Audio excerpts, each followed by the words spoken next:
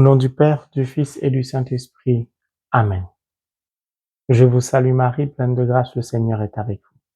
Vous êtes bénie en toutes les femmes et Jésus, le fruit de vos entrailles, est béni. Sainte Marie, Mère de Dieu, priez pour Hugo, pauvre pécheur, maintenant et à l'heure de notre mort. Amen. Je vous salue Marie, pleine de grâce, le Seigneur est avec vous. Vous êtes bénie en toutes les femmes et Jésus, le fruit de vos entrailles, est béni. Sainte Marie, Mère de Dieu, priez pour Hugo, pauvre pécheur, maintenant et à l'heure de notre mort. Amen. Je vous salue Marie, pleine de grâce, le Seigneur est avec vous. Vous êtes bénie en toutes les femmes et Jésus, le fruit de vos entrailles, est béni. Sainte Marie, Mère de Dieu, priez pour Hugo, pauvre pécheur, maintenant et à l'heure de notre mort. Amen. Que la gloire soit rendue au Père, au Fils et au Saint-Esprit, comme il était au commencement, maintenant et toujours dans les siècles des siècles. Amen. Notre-Dame de Fatima, priez pour Hugo. Notre-Dame de Fatima, priez pour Hugo. Notre-Dame de Fatima, priez pour Hugo. Amen. Mes frères et mes sœurs, nous continuons notre marche au travers de ce temps de carême qui nous invite à un changement de vie. L'humanité va mal. Le monde court à sa perdition. Et Dieu compte sur toi pour réaliser sa volonté. Ouvre-lui ton cœur, accueille-le et laisse-le agir au travers de ta vie pour voler au secours de l'humanité. Sans la paix, nous ne pouvons pas connaître le bonheur. Baptisés, confirmés, nous sommes des instruments de paix à la gloire de Dieu le Père. Alors mon frère, ma sœur, prends la décision de changer de vie et d'accomplir ta mission de baptiser. In the name of Jesus Christ. Amen. Nous allons aborder la dernière phase du premier point du mystère douloureux, l'agonie de Jésus. Et nous allons prendre le livre de Saint Matthieu, chapitre 26, le verset 41 qui dit, je cite, « Veillez et priez afin de ne pas tomber au pouvoir de la tentation. L'esprit est plein d'ardeur, mais la chair est faible. » Mon frère, ma sœur, quand vous tombez sur un tel verset, vous êtes joyeux. Pourquoi je suis joyeux? Holy Bible, the Word of God, est l'école de formation militaire qu'on appelle peut-être, pour ceux qui sont en Côte d'Ivoire, connaissent Torogwe. En France, c'est Saint-Cyr. Aux États-Unis, il y a plein de bases militaires. En Inde, dans tous les pays. Au Cameroun, partout. La meilleure école de guerre, la meilleure université de guerre, où on forme les meilleurs soldats au monde, les meilleurs militaires, les meilleurs généraux. Holy Bible, the Word of God. C'est tout. À la différence que cette école, cette université, nous forme d'un point de vue surnaturel, spirituel, et non physique, charnel. Parce que le vrai combat, ce n'est pas physique, c'est spirituel, c'est surnaturel. Quand vous voyez un combat physique,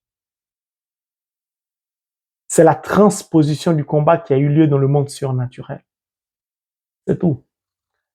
Les dés ont déjà été jetés. Les jeux ont déjà eu lieu dans le surnaturel. Et vous envoyez le résultat physiquement sur la terre. Et là, c'est ce qui se passe actuellement entre Israël et la Palestine. C'est un verset très riche. Qui parle, c'est le Verbe incarné. C'est la parole vivante. Notre berger, l'Emmanuel, c'est lui qui s'adresse à nous. Qu'est-ce qu'il nous dit? Il nous donne des informations très importantes. Avec Dieu, il n'y a pas de hasard. Ordre chronologique, c'est-à-dire que tout a un sens. Chaque mot, chaque verbe, adjectif est placé à l'endroit qui lui sied, adéquat, convenable. Jésus s'adresse aux disciples. Parce que Jésus a prié. Père, que ce ne soit pas ma volonté, mais ta volonté. Pendant qu'il priait, ses disciples, ses élèves dormaient. Si vous lisez tout le chapitre, vous allez comprendre qu'il a prié par 3 fois en répétant la même chose. Père, que ce ne soit pas ma volonté, mais la tienne. Chaque fois qu'il finit de prier, il se rapproche des disciples. Ils sont en train de dormir, d'autres sont en train de ronfler. Ils sont dans un sommeil comateux profond. Ils sont fatigués, ils sont épuisés, ils dorment. Il fait nuit. C'est la nuit. Jésus prie sans cesse. C'est la parole vivante. C'est le Verbe incarné, c'est-à-dire le Fils de Dieu. Il est constamment en prière. Toi, tu es le Fils de Dieu. Pourquoi tu n'es pas constamment en prière? Ou bien tu fais comme les disciples. Tu es épuisé. Tu as besoin de dormir. Tu es fatigué. Le travail t'a épuisé. Les corvées quotidiennes t'ont épuisé à telle enseigne que tu n'as plus de force pour prier. Le Seigneur te dit, assieds-toi bien. Et puis écoute ce qu'il va te dire. Le verset commence par veiller. Le verset ne commence pas par prier. Jésus dit veiller d'abord. Veiller, ça veut dire quoi? Être en état de veille. Ne pas dormir. Être debout. C'est ça, veiller. Être debout. Être en état de veille. Pourquoi? Pourquoi? Et prier. Quand tu vas dans un centre commercial la nuit, le centre commercial est fermé, il y a des gardiens, des agents de sécurité qui veillent à protéger le centre commercial ou l'hôtel ou une compagnie, et j'en passe. Eux, ils veillent au regard de leur formation professionnelle. Ils ont été qualifiés, ils ont les aptitudes requises pour pouvoir sécuriser le centre commercial. Ils sont payés pour cela. C'est un travail digne et noble. Ils veillent. Ils ont été formés.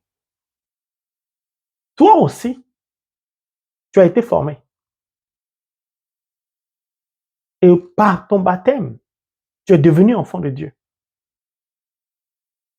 Donc, témoin de la parole. Tu ne peux pas porter la parole si tu ne la connais pas.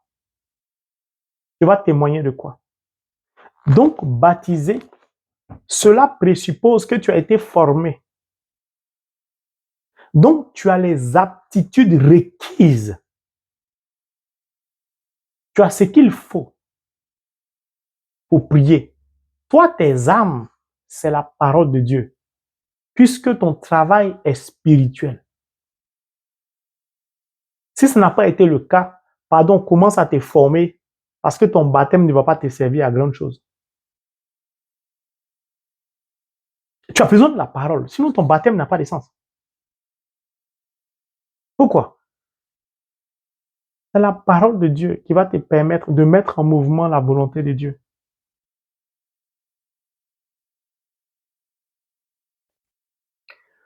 Avec le Christ, il faut veiller, pas de n'importe quelle manière, en priant. Le Christ ne dissocie pas les deux, c'est-à-dire il ne les sépare pas. Il dit veillez et priez. Les deux sont inhérents, liés.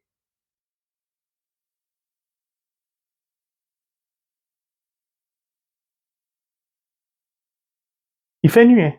Il est au mont des Oliviers. Donc il ne s'adresse pas aux disciples en pleine journée. Il ne dit pas aux disciples de veiller la journée, il dit la nuit. Pourquoi? Il dit la raison pour laquelle nous devons veiller. Veiller. Puis nous adresser au Père, ce qu'on appelle la prière. C'est pour ne pas tomber au pouvoir de la tentation. Et là, c'est magnifique. Pourquoi? Jésus nous dit clairement que la meilleure manière, le meilleur moment, la saison favorable pour le diable, c'est la nuit. Quand nous sommes endormis, quand nous avons sommeil, quand nous somnolons. Ce temps-là est propice à la manifestation démoniaque. Ce temps-là est propice aux œuvres du malin, du tentateur, de l'arnaqueur, du falsificateur, du diviseur. C'est à ce moment précis que le diable planifie, organise son attaque à l'égard des baptisés confirmés. C'est là qu'il détruit leur vie. Pourquoi? L'enseignement précédent, je vous ai dit non. Notre corps est un langage. Dieu nous a créés de sorte à ce que la nuit, nous puissions dormir. Pourquoi? Pour que notre organisme se régénère. Dans le monde surnaturel, c'est la nuit aussi que nous devons nous régénérer au travers de la prière, prenant appui sur la parole de Dieu. Si à ce moment précis, tu passes ton temps à dormir, ne te donne pas que ta vie soit dans cet état. Pourquoi? Parce que ta vie a sommeil. Ta vie dort. C'est pourquoi rien ne bouge dans ta vie. Vous avez déjà vu quelqu'un qui est en train de dormir, qui est en train de ronfler, en train de manger. Il dort. Si ta vie dort, qu'est-ce qui va avancer? Rien. Jésus dit clairement que le diable est constamment en train de nous épier, de nous observer, de nous guetter. Particulièrement en ce temps de carême, il est déchaîné. Donc, Jésus nous permet au travers de sa parole de comprendre que sans la prière précédée de veille, nous sommes fragiles et faibles. C'est pourquoi beaucoup de chrétiens n'arrivent pas à prier, sont épuisés, ils n'ont même plus de force, parce qu'ils n'ont pas encore compris que la prière, ce n'est pas un jeu, c'est une question de discipline. Il faut être méticuleux, organisé, discipliné. Ne veille pas qui veut. Quand vous partez dans une compagnie, dans un centre commercial, dans un hôpital, les agents de sécurité ou les agents incendies, ils ont un planning. C'est par roulement.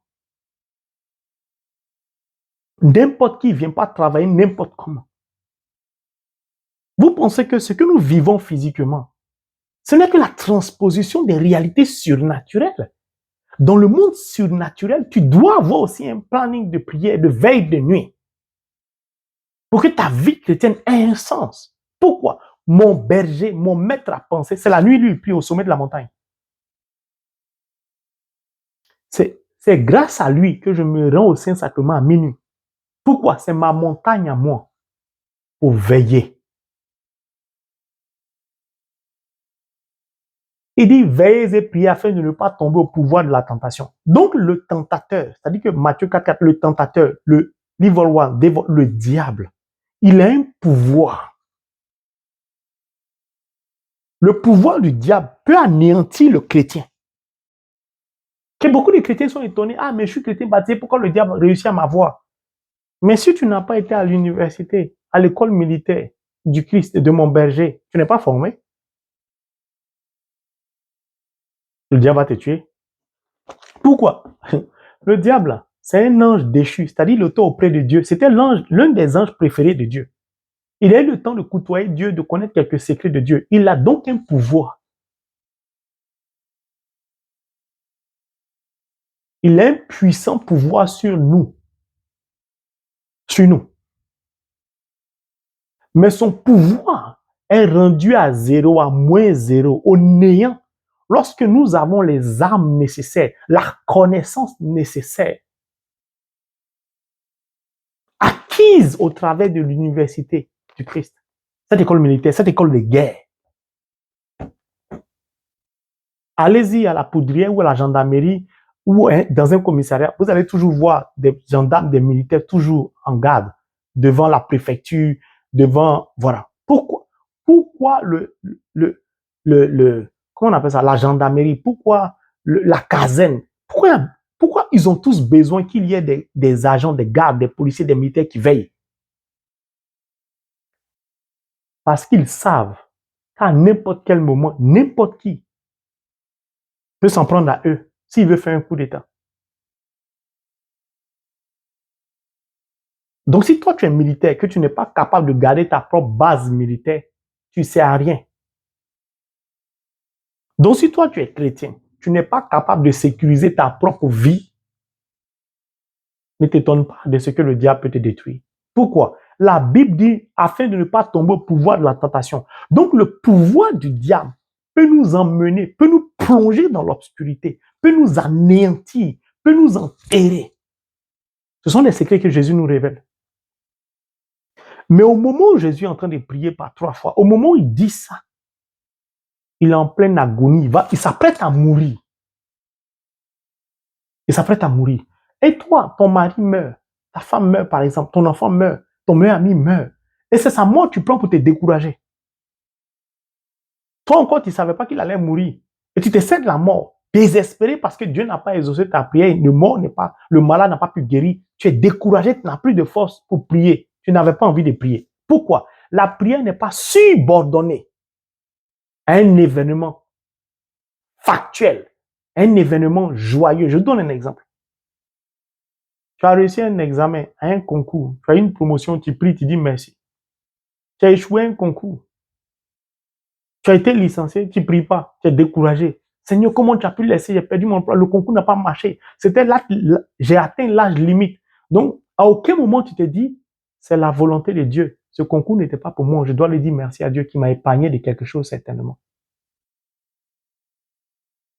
Lui s'apprête à mourir.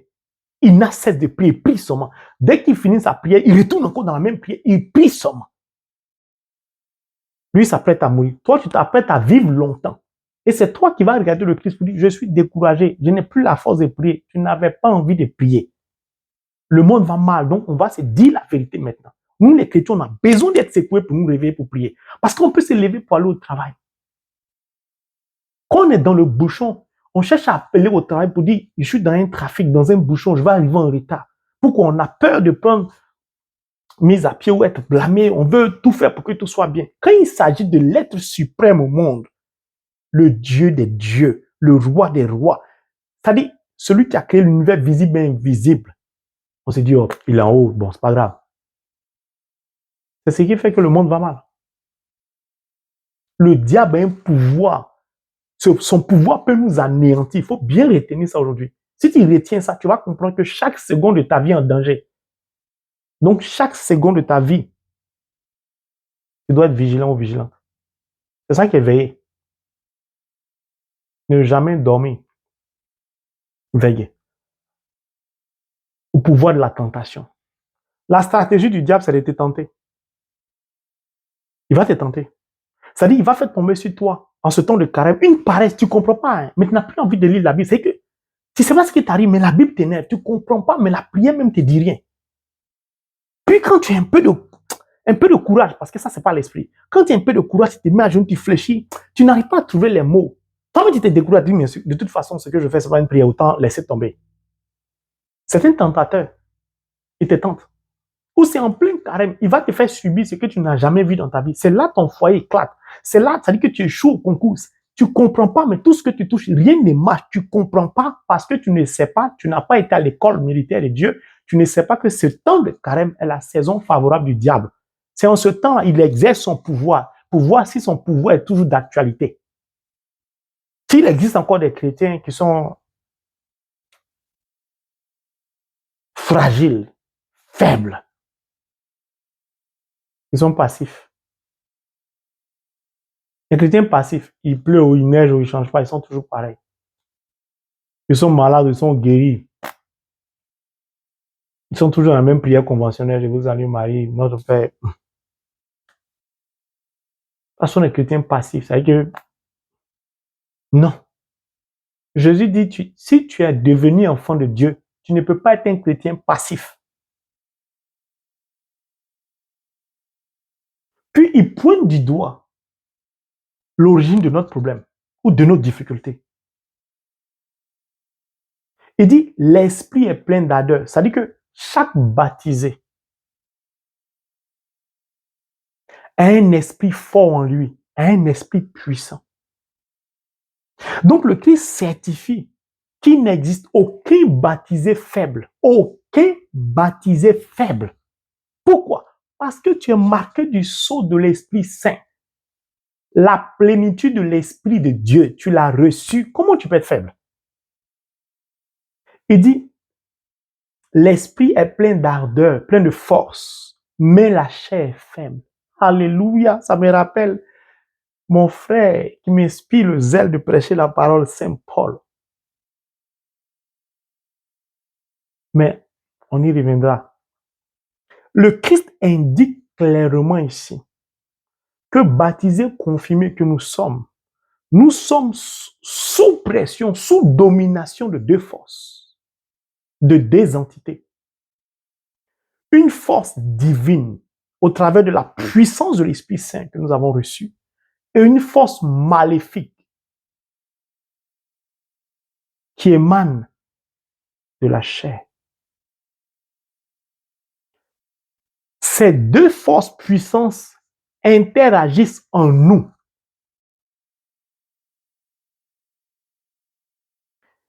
Heureusement, nous sommes les médiateurs de ces deux forces. C'est-à-dire que nous sommes la connexion de ces deux forces. C'est donc à nous que revient la responsabilité du choix de la force sous laquelle je serai, par exemple, moi, frère Marie, sous domination. C'est-à-dire, quel esprit va coordonner ma vie? Est-ce que je vais me laisser happer, attirer, séduire, conduire par les désirs de la chair? Mais le Christ nous dit d'avance que la chair est faible. Donc, si j'accepte de suivre les désirs de la chair, je confie mon choix de m'affaiblir moi-même. Alléluia. Il dit la chair est faible. Donc, la chair ne peut rien produire de bon dans ta vie de baptisé, si ce n'est de t'affaiblir. Mais il y a toujours une lieu d'espoir en toi qui est la puissance de l'Esprit qui, lui, te rend fort à condition que tu choisisses d'être sous sa domination. Puis la disposition, Jésus commence à dire, l'esprit est plein d'ardeur, mais la chair est faible. C'est-à-dire, le Christ nous dit, l'esprit a pouvoir, a domination sur la chair. C'est pourquoi il commence par l'esprit en premier. C'est pourquoi Saint Paul va dire, les désirs de la chair s'opposent aux fruits de l'esprit. Galates 5. Deux lois. Mais tout cela a lieu où? Dans mon être, à l'intérieur de moi-même. Or, c'est à l'intérieur de moi-même que je vais à la rencontre du Christ, de Dieu. Dieu habite dans nos cœurs par la foi. Alors, je suis confronté à un combat. Ce combat-là, le Christ me dit que d'avant, je suis victorieux. Mais le Christ m'avertit que le pouvoir de la tentation, la puissance de la chair est réelle. Ne vous y trompez pas, c'est réel. Mais la seule manière de vaincre, non seulement c'est de s'attacher à l'esprit. Oh, la Bible dit quoi? Jean 6, ma parole est esprit. La chair ne sert de rien, c'est l'esprit qui vivifie. C'est l'esprit qui donne la vie. Si donc je suis attaché à la parole de Dieu, si je conforme ma vie à la parole de Dieu, si je me nourris de la parole de Dieu, si j'écoute la parole de Dieu, si je comprends la parole de Dieu, si je mets en pratique la parole de Dieu, j'ai la certitude d'être un veilleur de nuit. J'ai la force de veiller et j'ai la capacité surnaturelle d'entrer au-dedans de moi-même pour combattre la tentation, pour combattre et anéantir, pour englober, pour avaler le pouvoir de la tentation de la chair, car la chair recouvre mon être.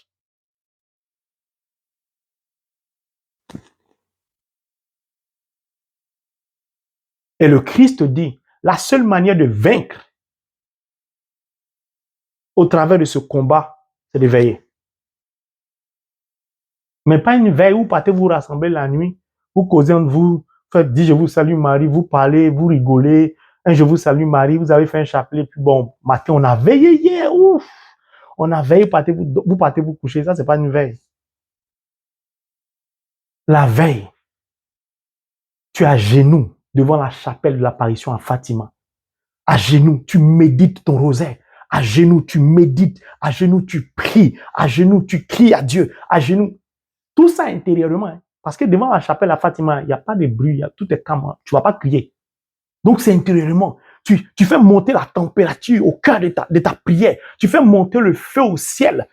Quand le feu parvient au ciel, les anges, Dieu dit, oh, il y a le feu, il y a le feu. Il dépêche les anges sapeurs-pompiers, les fire trucks là. Ils descendent pour éteindre le feu. Oh, le pompier n'éteint jamais le feu avec sa lance en attaquant la hauteur du feu. Il attaque toujours la racine. Donc, quand les anges, les pompiers qui sont au ciel, là, les anges descendent dans ta vie, ils viennent couper le mal à la racine. Donc, ils coupent la racine. Il n'y a plus de feu. Et tu es délivré, tu es libéré, tu as gagné ton combat, tu es libre. C'est fini. Non, quand vous comprenez la parole de Dieu, je dis, le pain est doux, la salle. Mon frère, il faut aimer ma soeur, pardon, regarde. Lis un peu la parole.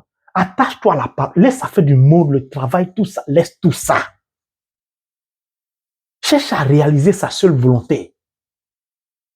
Ce sont des secrets. Bon, la vidéo est en train d'être un peu longue. Je vais essayer de m'arrêter là. Veillez et priez. Le chrétien qui ne veille pas, qui ne prie pas, est un chrétien fragile, est un chrétien faible. Mais regardez le pouvoir de la tentation. Matin, tu te réveilles, tu vas au travail. Ton mari va au travail, les enfants vont à l'école. Le soir, tu vas les chercher. Ou ton mari va les chercher. Vous les ramenez, vous faites à manger.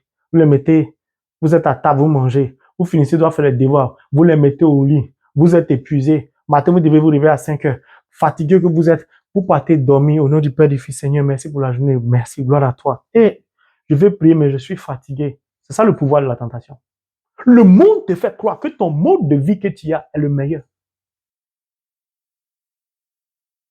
Et beaucoup de chrétiens tombent dans ce piège du monde.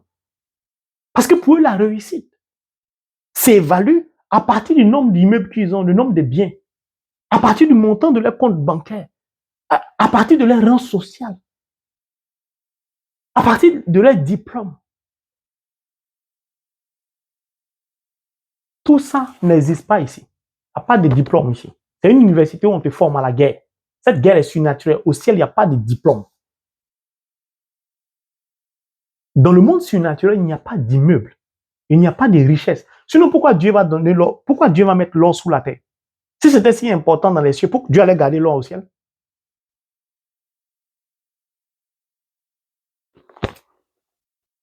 Toi-même, tu es de passage sur la terre et tu veux forcément avoir des terrains. Tu n'as pas de terrain, tu penses que ta vie s'est arrêtée. Tes terrains, tu vas partir au ciel avec ça. Qui t'a dit au ciel, on vend des terres là-bas?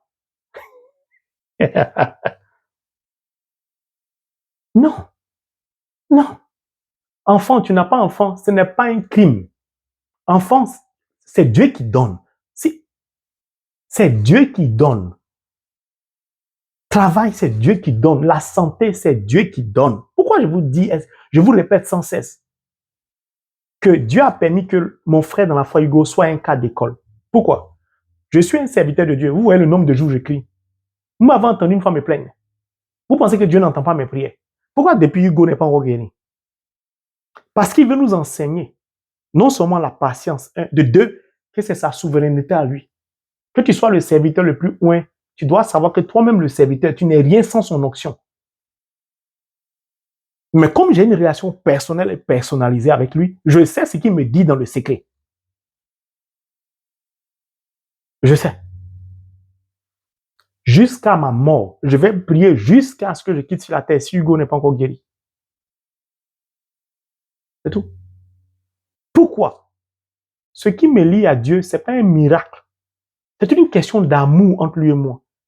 Si je me porte bien, je ne me porte pas bien, il m'arrive un événement malheureux, heureux, c'est pas ça qui va m'emmener à la prière. Je vais prier malgré, bon gré. Ce n'est pas mon problème. Pourquoi? Parce que je l'aime. C'est tout. Puis, j'ai déjà dit à mon épouse, il va arriver un temps, moi-même, j'ai dit à Dieu de gâter son travail. Pourquoi? Parce que tout ça, ça fatigue l'esprit. Vous voyez des chrétiens qui sont suspendus à un salaire à la fin du mois. Si le salaire n'est pas tombé, c'est catastrophique pour eux. Si vous demandez à un chrétien, regarde, Dieu t'a donné des dons spirituels. Sors de ton travail pour une année pour aller servir Dieu. Soit au travers, je ne sais pas, si Dieu t'a donné le don de chanter, tu es chant de l'Éternel. Si Dieu t'a donné le don de guérison, si Dieu t'a donné le don de miracles, je ne sais pas. Si Dieu t'a donné le don, c'est-à-dire que toi, tu pries pour les femmes stériles, tombent enceintes de triplés de jumeaux. Si Dieu t'a donné le don de ressusciter des morts, tout ça, abandonne ton travail pour une année et va servir Dieu dans la compagnie de Dieu pour une année. Et puis, ressors de cette année-là, fais le bilan de ce que tu auras acquis comme bien en travaillant dans la compagnie de Dieu pour une année. Et puis, calcule le nombre d'années que tu as travaillé. Et puis, compare les deux résultats. Tu verras que pour Dieu est plus élevé que ce que tu as fait dans le monde, dans une compagnie du monde. C'est-à-dire une compagnie physique. Mais vous allez entendre les chrétiens vous dire, hey, si je commence, qui va payer mon loyer? Si je commence, qui va servir? Si je commence, ils ne savent pas que le même verset de Matthieu chapitre 6 dit, les oiseaux du ciel ne sèment ni ne moissonnent. Mais votre Père céleste les nourrit. La peur de l'inconnu, c'est ce qui fatigue les chrétiens. Pourquoi? Parce qu'on est tous plus ou moins retenus par le pouvoir de la tentation, c'est-à-dire un bien matériel ou un besoin matériel ou un souhait. Il y a des gens... Bon, laissez, je ne vais pas trop parler. C'est bon. Dieu compte sur nous, mes frères et mes sœurs. Nous devons veiller et prier. Je vais développer une autre foi. Dieu va m'accorder la grâce de vivre longtemps pour que je prêche. Il y a beaucoup de choses à dire. Ce verset est rempli de beaucoup de choses. Si tu es faible, c'est parce que le diable te domine. Si tu n'arrives pas à prier, le diable assis dans ta vie. C'est tout. C'est pas moi qui l'ai dit, c'est le Christ qui dit. Il dit l'esprit est fort, mais la chair est faible. Si tu es faible, c'est que qui te domine? C'est la chair. Qui commande la chair? C'est le diable. Moi, je vais toujours vous dire la vérité. Un serviteur de Dieu va beau vous imposer la main, ça ne va pas changer. Car à faire des prières, Jésus était avec les disciples. Vous avez vu que Jésus a imposé la main aux disciples pour dire venez prier. Vous avez vu que Jésus a prié pour qu'ils aient la force de prier. Jamais, je n'ai jamais lu un verset où Jésus a prié pour quelqu'un pour qu'il ait la force de prier. J'ai lu et j'ai entendu un verset me parler. Jésus a prié pour que Pierre ne perde pas la foi. Donc, je peux prier pour ne pas que quelqu'un perde la foi, mais je ne peux pas prier pour que quelqu'un ait la force de prier.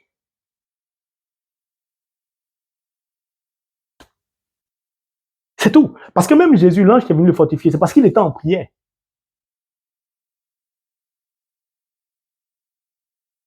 Mes frères et mes sœurs, le temps avant, je vais m'arrêter là, mais le Seigneur voudrait toucher le cœur de certaines personnes. Il y a une personne qui travaille à l'aéroport de Yaoundé au Cameroun. C'est une personne qui escroque beaucoup les gens. Puis, la personne là prend les marchandises des femmes, de certaines femmes. Le Seigneur te demande d'arrêter cela immédiatement. Tu te trouves à l'aéroport de Yaoundé au Cameroun. Je n'ai jamais été là-bas et c'est pas où ça se trouve. Donc, arrête d'escroquer les gens dans cet aéroport. Arrête de prendre les marchandises des femmes. Parce que ce qui va t'arriver, on va te plaindre après.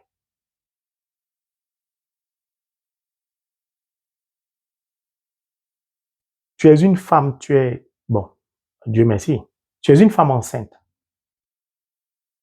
Et tu es arrivé à terme. C'est-à-dire que tu as atteint la date de ton accouchement, mais depuis tu n'accouches pas. Ça dit tu n'accouches pas. Dieu t'aime, faut lui dire merci. Pourquoi? Parce qu'ils ont programmé de te tuer lors de l'accouchement.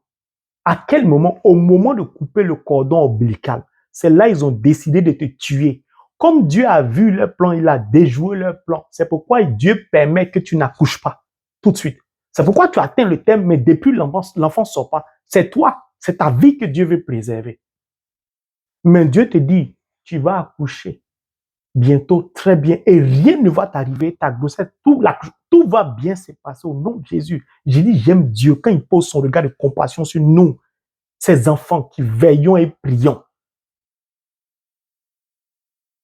Ma soeur, ne t'inquiète pas. Vous savez, parfois, tu pries pour quelqu'un, tu pries. Depuis là, la personne n'accouche pas. Quand il fait silence, tu dis, ah, merci Seigneur pour la vie de la personne. Les gens te regardent, mais tu ne pries pas pour qu'elle accouche. Mais tu as compris ce que Dieu te dit. Tout le monde va être inquiet, tout le monde va vouloir imposer la main à cette femme, par exemple. Chacun va venir faire pour lui. Mais en fait, Dieu préserve sa vie. Béni soit le nom de Dieu. Tu pries pour un malade, il ne guérit pas. Dieu sait pourquoi il ne guérit pas. Que le nom de Dieu soit béni. Tu es une personne, je ne sais pas où tu te trouves, tu es en année de licence et le Seigneur te dit que non seulement tu auras ta licence, mieux, tu auras une bourse d'études pour aller continuer en Europe.